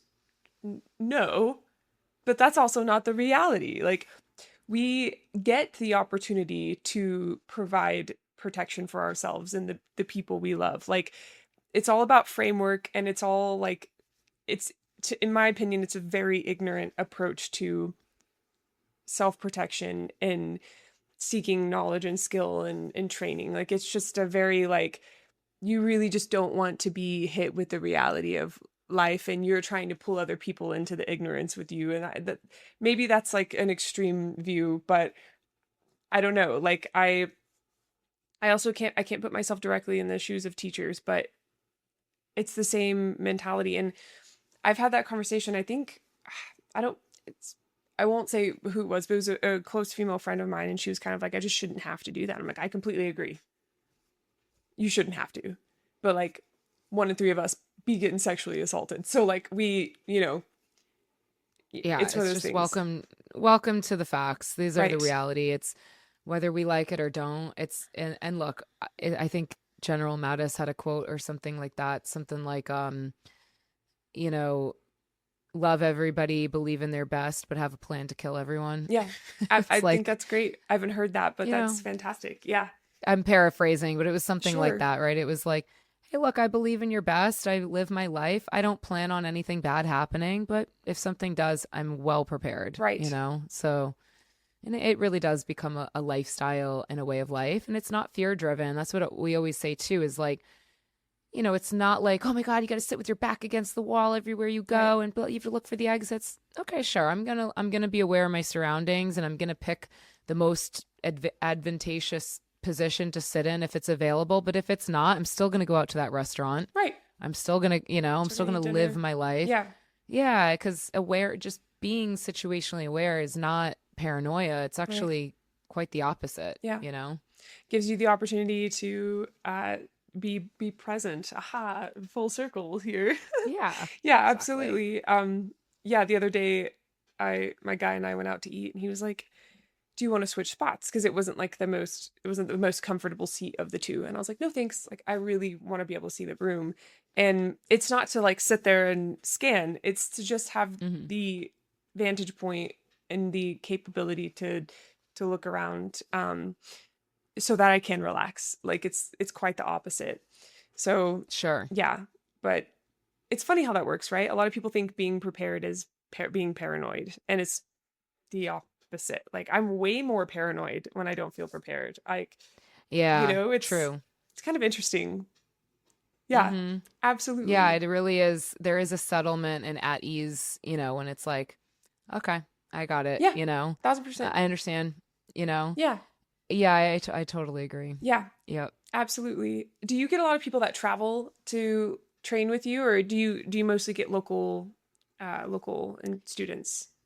A ton of people come in all over the state of Florida. Like, people will Nice. come in from hours and hours away. And we've got like a handful of people that come in from New England, because a lot of what we offer really isn't out there. I mean, I've looked for it. I've been Sure. like, Yeah, I want to, absolutely. but Business mind. Yeah. yeah, like a program that blends like the development of you, Hmm. you know, with the capability of the guns, and then gets people and civilians to the level of training that we get them to. Um, it really doesn't exist. So and then also the ranch, you know, we have a private chef on the range, like on the What? ranch for Sorry. everybody. Like, Really? yeah, we're not like, yeah. That's so Like cool. we feed people. If you look up, if you Googled sovereign self-defense reviews, it's all about the food. I'm like, guys, like we need to put the stuff about the A range, separate okay? section. That's But so funny. but it's like, yeah, our chef, she is amazing. So we feed people really well because our aspect, we were like, okay, I've been to classes and you get like pizza or something, Right. or maybe bring your MRE. I'm like, an Yes. MRE, give me a break. You know, so we believe like we're keeping people there. These are long days. It's Florida. It's hot as hell. Like Hmm. we need to hydrate them. We've got everything like elements, you know, like waters, gators, everything. Like every hydration. We've got like private chef, breakfast, lunch, dinners, like that's all like included in your training with us. So like um for us, people will travel for the experience of that too. And you can stay on the ranch. So we have little cabins and some luxury RVs and stuff like that. So people can come in and really get like the Yellowstone Yeah. experience, you know, but Florida, Okeechobee, Florida version. Yeah. How Um, cool. and then we have like barbecues after. So like our level 3s and 4s, we break bread, we put on music, we get off the range at 5, and then we're like everyone's usually staying local to the ranch. Yeah. So we have like a big barbecue and everybody gets their shirts because you start getting ranked when you're at level 3. So we get like our shirts, we do our barbecue, we hang out, play music, and then we train together the next day. So the community aspect, that's also why we had to create this gala, not just the fundraising, but like we started doing events because once people graduate from 5, they're like, well, what do I do now? And a lot of people, that's how we create instructors. I'm like, okay, now you get to go earn all your money back and Right. work for us. Um, That's awesome. but Yeah. but some people are like, what do I do now? And we'll host other trainings like a couple times a year for level 5 grads and stuff. But for the most part, like it's such a community because there's like thousands of people in Florida that have done this training and it's life changing. Yeah. And you know, like when you see somebody wearing our shirt in Florida, like you know, like, oh, you've done sovereign self defense. And there's like you could have not met that person, but you know, like, oh, I went through what you went through Yeah. and they'll start talking and stuff. So we've had people from like New England, Chicago, we've had several groups. We've got some people from Georgia right now coming in. So like it'll happen in spurts, you know, Yeah. like throughout different areas of the country and stuff like that. But for the most part, Florida, but a lot of times people hear about us out of state and then they come in. That's fantastic. Yeah, that's awesome. Yeah. How far, I'm not familiar with Florida. How far are you from Miami? Oh, well, where our ranch is probably 3 hours from Okay, Miami north. Yeah. good to know. I've got Um quite a bit of family out there. So, yeah, yeah. traveling there would be very We're cool. about an hour, maybe a little less than an hour north of Palm Beach Okay. to give people reference, and then like 90 minutes south of Orlando. Oh, that's So we're like, awesome. I yeah. we'll connect on this in private, but I have a an important family member out in Palm Beach. So, Oh, I'll be cool. traveling Yeah, we're there. not far. That's awesome. Actually, ironically, she's up in Boston for the summer, but Mm. she'll be back soon for her doctorate, and I'll have to definitely go down and visit her and stay for a few extra days and link up. That'd be a lot of fun. Totally. Yeah, that'd be Yeah. very cool. She's wanting to get more into firearms instruction, so or into like Yeah. preparedness. So yeah, Yeah. absolutely. And for those listening interested in training with Sovereign, I will have all of your information linked in the show notes of this episode, which are the notes below the title of the episode. So everything will be easily accessible along with Samantha's Instagram and any other links that you have in your kind of like bios and everything. They'll all be linked under there Sure. to find you. That's so cool. As far as kind of talking, we've covered so much material both before the episode and on the episode. Everything from how your training is laid out to the mental side, the personal development side of becoming a more prepared citizen. um, is there anything you would like to talk about besides all of this? I always ask my listeners, what they want to leave the or ask my speakers, what they want to gosh, I can't speak, leave the listeners with before they go. But was there anything we didn't cover that you wanted to share today? Yeah, the only thing that I will give like a quick little 30-second rant on Please. is if somebody follows me on Instagram, they're going to find my open carry series. Okay. Now, this is made lots of viral, situations, whatever. Lots of content goes viral with the open carry series that I do. And there is a lot of people that are pro Second Amendment, pro gun. It's not like the anti gun people commenting. There's a lot of people within our 2A community, I will say, that like just absolutely hate on me because I open carry. Yeah. I don't care. I like I said, emotional resilience, don't give a shit, right? There you go. However, I do like to make clear because I've it's really funny because so much has come out of that open carry series that is great.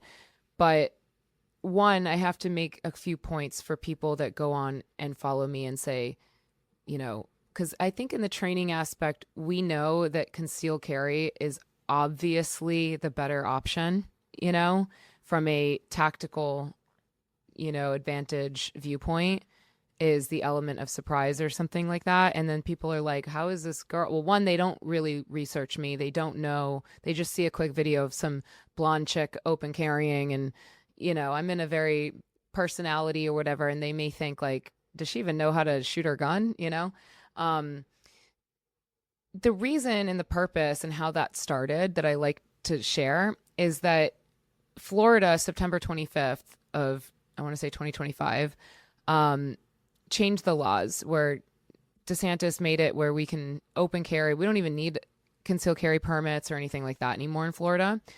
He has made it so constitutional state. It's obviously amazing from that viewpoint. Right. Open carry became legal in Florida. And I was like, let me just try it out, Now, I have the skill and the capability to retain my weapon. I feel very confident. I also live in nice areas. Not to say that bad things don't happen in good areas. Sure. They do. But I'm not going to the hood I'm not going to Miami and open carrying. Right. I'm not, I'm pretty deliberate and strategic about it. Right. And I personally feel okay with it. And yes, I have a level 1 retention holster. I'm not walking around with a freaking level 3 retention holster. I'm sorry. It's just not happening. Right. So I'm well aware of like the condition of my weapon and everything like that. And I've just got the skill. I'm okay. Like I feel personally confident about it. Okay. Do I recommend that for everybody? No, I don't. But personally, I feel fine with it. Right. So I did a little video because I never posted on Instagram, like maybe pictures of my dog or something like that. But other than that, I really didn't care about creating content for Instagram. September 25th of last year, I was like, let me make a little video. Maybe my clients will like it or something like that as I open carry for the first time.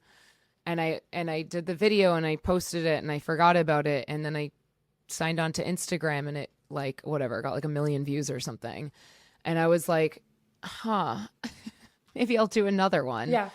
And then I just started testing because in Florida, when they first changed the laws, it was going crazy. People were, first of all, there was a bunch of idiots that were walking around with like ARs, just freely or like exposing their weapon. It was just being really stupid about it.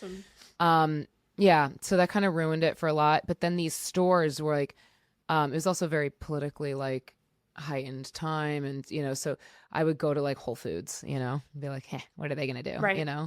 Yeah. And I was more doing social experiments, testing what are the stores going to do, right. Right. And seeing if they'd kick me out. And so I started that and it became like these episodes that people loved. And so I gained a lot of traction from it.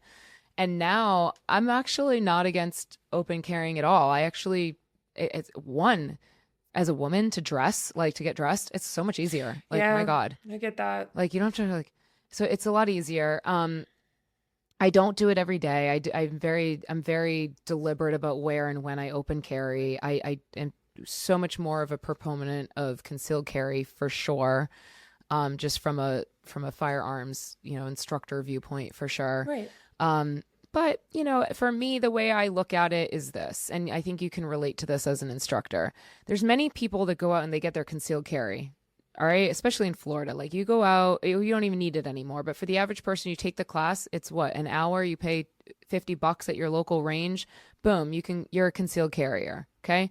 You go put that gun in a holster. Hopefully you even know to put it in a holster, and you slip it into a holster. And let's say it's even like a nice Kydex holster, okay? Yeah. It's a good holster, because most of the time people don't even know that, right? Right. They put it in a nice holster, and that's it. They're a concealed carrier. That's as far as their training goes. They don't know how to draw that weapon. They don't, let alone under pressure and speed and intensity.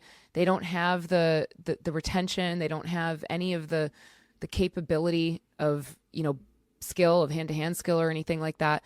And so these are the people that are commenting, you shouldn't be open carrying. And I'm like, well, is it the open carrying that's an issue? Right. Because as a concealed carrier, if you can't get that weapon out under stress and duress, then what good is it even as a concealed carrier? You're actually more dangerous than you are an asset.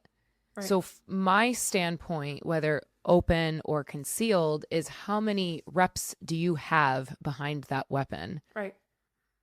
That's my standpoint. It's how many reps do you have behind that weapon? How much training hours do you have?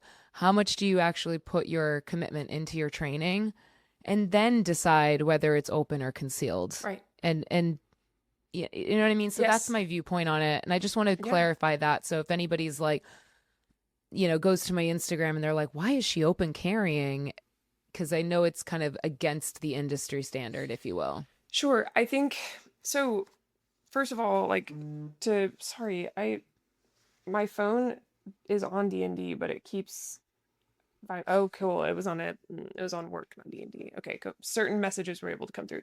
So this is interesting to me. So, I've had people ask me before, why I've let certain people come on the podcast, right, in the past. And I've always said, because the podcast is an opportunity to spread ideas and have discussions, the hard discussions that people don't want to have, and the discussions that are controversial and require nuance and discussion. And so I went from this personal path with concealed carry to being like, only carry a Glock 19, only Glock, only the Filster Enigma inside the waistband, to, now I have freaking 3 methods I cycle through on a daily basis, and then an additional 2 to 3 based on, if I'm going out and shooting in BLM land, I'm going to open carry because I want my shotgun belt to have all the space it needs, and I can't realistically access my gun below my shotgun belt. So I'm going to have it out on my hip in 3 o'clock, maybe even sometimes 5 o'clock. And that is my application. That's my application towards open carry. So to just say a blanket statement of open carry is bad is to deny the nuance of concealed carry for a person's individual lifestyle and their needs, and their level of comfort and how they like to dress and where they are at environmentally. There are just way too many aspects to consider to outright just say open carry is bad or good. And I think we live in a society where bad and good, all right, good versus evil, is the way in which we define characters in our life. And I think we apply that to methods like concealment. We really like to have this black or white approach to it. It is your sovereign right to have to open carry and to move about in that way, especially with these legal changes. And I think if anything, it just opened up the discussion for why people are so against it. And yes, the element of surprise, that is a whole thing. I like to have this kind of knowledge that I'm the only one that knows I have this firearm, whatever. But when I went to BLM land to go train shotgun the other day, I went into a gas station and bought some electrolyte water and some gummies, and it was one of those things there is no perfect answer. It's very individualistic, and it gets to be. So, yeah, I think if anything, you just started a discussion that needed to be had, you know? Yeah, I think showing, you know, good guys and girls with guns is a step in the right direction. And if we, look, where our ranch, where the range and the ranch is Okeechobee, Florida. Look, that's the country. That is like totally not weird to open carry around there. Right. It's like completely normal. No one's going to look at you twice. Right. Okay. But then, other surrounding cities like Orlando or Palm Beach or something like that, whoa, totally different. Right. Miami, you know what I mean? Yes. You're definitely going to be getting the stares and the up downs, So it's like obviously cities and stuff like that, but right. It's going to be a little bit perceived different. And look, it's all up to the individual, but as a whole in society, in America, if we start showing more good people with guns, that this is normal, children see people walking around with guns and it's normal, like they're good guys, then ultimately this facade of like guns are bad and America is so horrible because they like guns over there and stuff like that, it would start to go away if we could just start making, an emphasis on it being somewhat seen and viewed in society as a good thing. Absolutely. Yeah. But I also am very aware of the idiots that have guns that walk around open carry. Yes, 1,000%. That does happen. Yes, it does happen. Oh gosh, it does happen. Yeah. But yeah, I think enacting change and perception through exposure and like being willing to be like an agent of that change is great. Yeah. It's noble. Yeah, and it's also something that works for you as a person at your skill level. And I would hope that these people on social would like look into who you are and your background. But these internet warriors don't have the time, right? They have to be commenting. Yeah, I don't expect much from them. No, exactly. You can't. So, but those that get it, like the people that do follow me, and I have a small following or whatever, but like, the people that do, like, there's so many people that I think they love it for the confidence. Yeah. I don't think they care. I mean, yeah, open carry is cool or whatever. It causes like the attraction or whatever for the video and stuff like that. And they like the social aspect and the social experiments and stuff. Mm-hmm. But I think people like it for the confidence. Like they see like a girl that doesn't look like very tactical and then like she's going into the store buying makeup and she's open carrying. It's like very like disruptive. Yeah. And but I do like to make the point that like this isn't just some stupid chick on Instagram open carrying. Yeah. Like I do have the reps behind me and I'm okay. Yes. Application. And yes, I'm sorry. I'm to say absolutely. And the application of like the open carry. Right. And retention. No, training. It's true because, it's like context is everything. Because if I saw some girl open carrying walking around a store, I'd probably be like, what an idiot. Like, what is she doing, on Instagram or something? Yeah. But yeah, so just a small little disclaimer that. Yeah. Yeah. It's about training. I'm not that idiot. Yes. No, absolutely. Yes. And I think it came up at the perfect time, telling your story of what you all do with instruction, the personal work you've done on the, developmental side, the mental side of things, makes you the perfect person to be that agent of change and also just gives you the, ability to do whatever the fuck you want, so I appreciate you sharing that. Yeah, if you ever just want to laugh, just go read the comment section. Will do. I'm not even gonna lie. I was like, I need to go catch up on that because I looked at it when you wrote in, and then I was like, yeah, there we go. And then I'll have to look. Are you still doing it now? I am. Yes and no. Okay. I mean, the series I still do. I don't do as often. As my audience grew and I've got some sponsors and whatnot for the gala that I have to be aware of. I don't go against, like, I am who I am, and I'm not gonna see. Here's the thing. I'm not like a typical influencer. I don't need brand partnerships. Yeah. I don't need affiliates.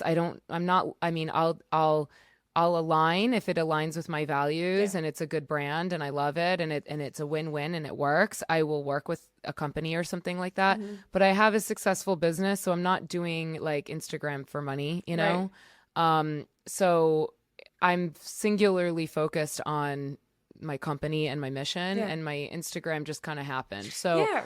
for me, yeah, like, but, and I do love it. I do enjoy it. So that's Hmm. why I'm doing it. But, for me, like, I did start to get some sponsorships for, um, the gala and just content and stuff like that. And I was like, I don't, oh, I remember I put out the veteran series for, the Road to Greatness, which we did, where we interviewed 7 different veterans. And we did that at the Navy SEAL Museum here in Florida. And we interviewed like some amazing, I had like, Jason Redman was on there. We had, Brent Tucker, Delta. We had a couple Marines. My husband was on there. We interviewed a World War II veteran. We interviewed 7 different men from different war period times in history of, in America. And I interviewed them and put together like a really nice series, and I got a sponsorship who was very aligned with our values and everything. But I started to be like, maybe I should be, I was like on the news, like with, a couple times to speak on like a few different topics and stuff like that with active shooter. So I was like, maybe I should clean it up a little and not, not be Sure. like seem like I'm unhinged or something, Sure. Sure. So I started putting out a little bit different types of content, more like Sure. educational and stuff. But then, I don't know. Then I was kind of like, fuck it, this is who I am. So There you go. Yeah. I still do the open carry series. It's just not as often, as before. Yeah. But yeah, it's been a journey. Absolutely. And that's just part of social media too, like trying to determine who you want your audience to be and then trying to like align your content, but then remain who you are at heart. Yeah, It's I all part of know. the When media started reaching out and like some like news companies and stuff like that, I was like, oh, that's cool that they see me Yep. as like, somebody that would speak upon these things. But then I was like, oh, maybe I should like not be wearing a tube top or something, Right. like Yes. so Yes. I don't know. So I just started kind of, I'm still working it out, but Oh, now I've girl, just gotten to same. the point where I'm Yeah. like, you know what, just fucking post it if I Right. want to and whatever. I totally understand. Yes. Yes. And that's going to be a Those lifelong who journey. align, yeah, those We'll who find you. align, they'll be like, boom, There yeah. we go. So, Follow. Yes. yeah. Yeah. So, That's wonderful. Well, thank you for sharing that. I understand the social media dilemma of like trying to be oh, yourself and yeah. trying to make sure you stay aligned with your values, but at the same time you get attention sometimes and you're like, all right, cool, like I can actually make something of this. But Yeah. I like that your I just heart. want I just want more women to follow because like Yeah. I'm over like the creepy guys. Yeah. Like honestly, I get like that. oh, I didn't know. Yeah. Of course I knew that comes with the territory, but I was like, all right, how do I block like 5 to 10 people a day? Mm-hmm. You know, Mm-hmm. and I'm like, this Same. is somebody that is in the personal protection industry. We know how compromised we are on social Yeah. media. And it doesn't matter. Oh, I posted when I left the restaurant. Shit don't matter. Right. If somebody wants to find you, they will freaking find Yep. you. And I hate that aspect. Yeah. I hate it. I really don't. That's what makes me want to sign off and delete it Yeah. because my, personal PII, like it's out there Yeah. and I freaking hate that aspect. I'm with you. So I try to be as safe as possible, but I also know that, man, this is really causing some exposure that I don't like, Right. So I don't know. One day I might just delete it, Yeah. honestly. And But, you have that power. I've hovered over that button many times, but yeah, now I have like legitimate sponsors and I need to like, I don't know, like follow through with deliverables yeah, and stuff. But yeah. yeah, I gotcha. totally get it. Totally get it. That's awesome. Yeah. As far as like what your message might be to the listeners, you've had so many there. I'd almost feel silly to ask this question, but I always feel like because there are so many, it's nice to hone in on like what you feel most drawn to. Is there anything you'd want to leave the listener with as far as, it could be motivational, it could be, come find us here, anything like that? I would say just keep training and commit to your dry fire, but most importantly, just commit to yourself. Yeah. And everything else kind of works out from there. Once you've made, it all starts with a decision. Once you start, so if you haven't completed something or you haven't done that thing, I would say one, look at, is it a should? Oh, I should be doing it. or is it an actual desire? Do you really want to actually be doing that? You know, Right. this relates to training. So, but in general, but if you do, if the answer is like, yes, I absolutely do want to do this, but there's just something in the way that I haven't completed it or something like that. Ultimately, in my experience, it's because I haven't decided. The second I decide I am committed to the gym, like that's it. I'm 3 days a week, I'm lifting, Yeah. whatever it is, you know, Yeah. my ass is at the gym because I decided. If I'm not going, it's because ultimately I just haven't decided. Right. You know, like I just, something in me like just hasn't made the decision. So I heard a quote once from a mentor of mine, and he said, when you absolutely have to, you will. Right. So just decide that you absolutely have to. I appreciate you taking your time to come on today. I'm excited to continue to know you in this space. Finding people that align with my values is always just such a blessing. Yeah. So I'm really thankful to have had this conversation and to get to know you. Um, in the meantime, listeners, stay safe and stay vigilant.